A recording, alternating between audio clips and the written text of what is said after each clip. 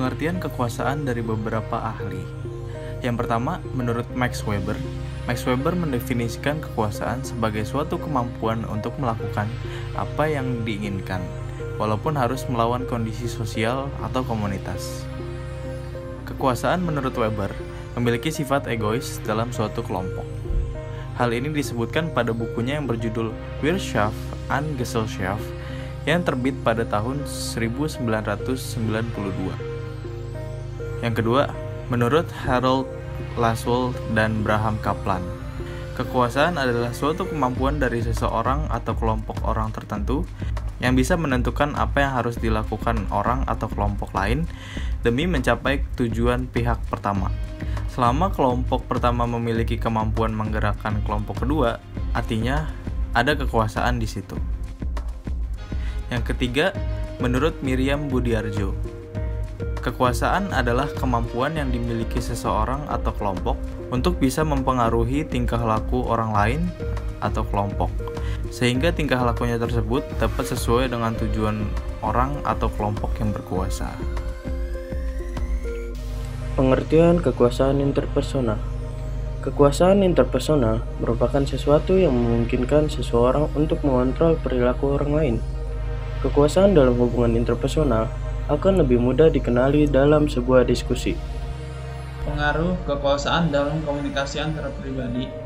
Yang pertama, kekuasaan dapat mempengaruhi apa yang Anda lakukan, ketika Anda melakukannya, dan dengan siapa Anda melakukannya. Yang kedua, kekuasaan juga dapat mempengaruhi pilihan Anda dalam hubungan teman, hubungan romantis, hubungan dengan keluarga, dan hubungan di tempat Anda bekerja. Yang ketiga, kekuasaan juga dapat mempengaruhi seberapa sukses Anda merasakan hubungan itu. Dan yang keempat, kekuasaan juga dapat menimbulkan makna seksi bagi perempuan maupun laki-laki. Prinsip-prinsip kekuasaan dalam hubungan interpersonal. Beberapa orang lebih berkuasa daripada yang lain. Beberapa orang dilahirkan ke dalam kekuasaan dan beberapa dari mereka yang tidak dilahirkan dalam kekuasaan, namun mereka belajar untuk mendapatkan kekuasaan itu. Kekuasaan biasanya berbentuk hubungan dalam arti bahwa satu pihak yang memerintah dan ada pihak yang diperintah. Kekuasaan dapat dibagi.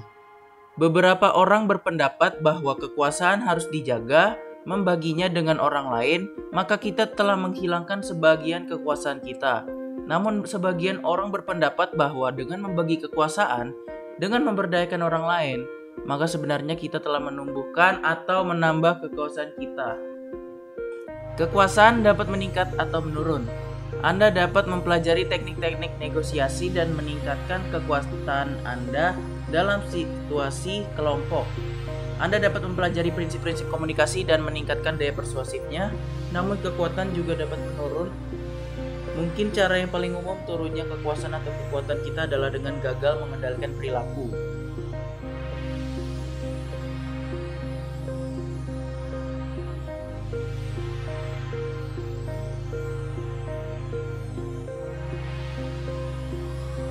Misalnya, seseorang atasan meminta bawahannya melakukan sesuatu atas dasar kerelaannya, dan bawahannya melakukannya karena percaya pada kemampuan atasan memberikan hadiah. Pemimpin dapat menjadi lebih efektif dengan menyediakan hadiah bagi bawahan dan membuat hadiah bergantung pada pencapaian tujuan tertentu dari bawahannya.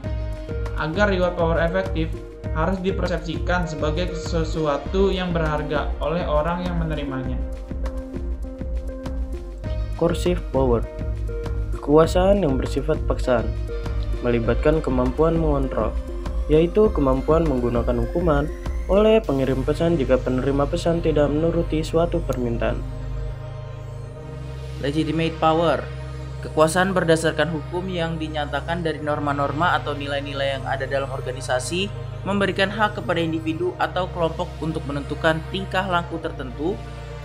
Orang yang memegang posisi tertentu dalam struktur organisasi atau institusi sosial diberikan hak untuk menentukan tingkah laku orang lain. Referent power. Referent power berkaitan dengan keinginan bawahan untuk memiliki hubungan dekat dengan atau menyukai atasannya. Keinginan ini berada pada level yang tidak disadari atau disadari oleh atasan atau bawahan. Skill power. Seseorang yang dipersepsi mempunyai pengetahuan atau keahlian dalam bidang tertentu dikatakan mempunyai power keahlian. Power keahlian ini terbatas dengan keahlian seseorang dan mempunyai sedikit area dan tidak mencakup area orang lain.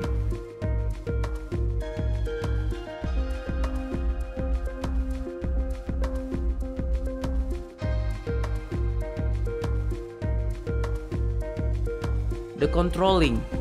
Gaya komunikasi yang bersifat mengendalikan ini ditandai dengan adanya satu kehendak atau maksud untuk membatasi, memaksa, memberi perintah, juga mengatur perilaku, pikiran, dan tanggapan orang lain.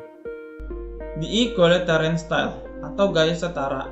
Aspek penting gaya komunikasi ini adalah adanya landasan keterbukaan, keakraban, dan kesupelan. The egalitarian style of communication ini ditandai dengan berlakunya arus penyebaran pesan-pesan verbal secara lisan maupun tertulis yang bersifat dua arah, two-way traffic of communication. Dalam gaya komunikasi ini, tindak komunikasi dilakukan secara terbuka. The structuring. Gaya structuring merupakan jenis gaya yang memanfaatkan pesan verbal secara lisan maupun tertulis dengan tujuan menegaskan perintah yang wajib dilaksanakan, penjadwalan tugas, dan pekerjaan dalam struktur organisasi. Komunikasi lebih dilakukan untuk bisa mempengaruhi lawan bicara dengan melakukan pembagian informasi untuk tujuan organisasi seperti pembagian kerja, jadwal, prosedur, dan lain-lain. The dynamic style. Gaya komunikasi yang dinamis ini memiliki kecenderungan agresif karena pengirim pesan atau sender memahami bahwa lingkungan pekerjaannya berorientasi pada tindakan. The relinquishing style. Gaya komunikasi ini lebih mencerminkan kesediaan untuk menerima saran, pendapat, ataupun gagasan orang lain daripada keinginan untuk memberi perintah, meskipun pengiriman pesan mempunyai hak untuk memberi perintah dan mengontrol orang lain. The withdrawal style atau gaya penarikan. Akibat yang muncul jika gaya ini digunakan adalah melemahnya tindak komunikasi. Artinya tidak ada keinginan dari orang-orang yang memakai gaya ini untuk berkomunikasi dengan orang lain. Karena ada beberapa persoalan atau kesulitan antar pribadi yang dihadapi oleh orang-orang tersebut. Dalam deskripsi yang konkret adalah ketika seseorang mengatakan, "Saya tidak ingin dilibatkan dalam persoalan ini."